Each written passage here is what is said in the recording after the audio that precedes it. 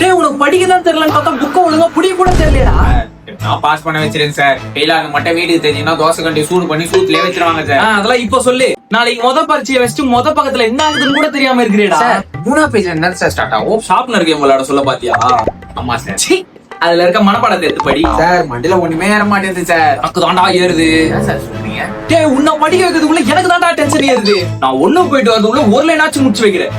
வருஷம் ஸ்டார்டிங்ல உன்னை டியூஷன்ல பார்த்தது என்ன ஞாபகம் இருக்கா மோகன்? அன்னைக்கு ஸ்கூல்ல பிடி பீரியட முடிச்சுட்டு அந்த வேர்வை ஸ்மெல்லோட ரிப்பனை கூட கழட்டாம டியூஷன்ல வந்து பக்கத்துல உட்காந்து இன்னும் என் கண்ணுலயோ மூக்குலயோ அப்படியே அப்பா இவ்வளவு ஞாபகம் வச்சிருக்க.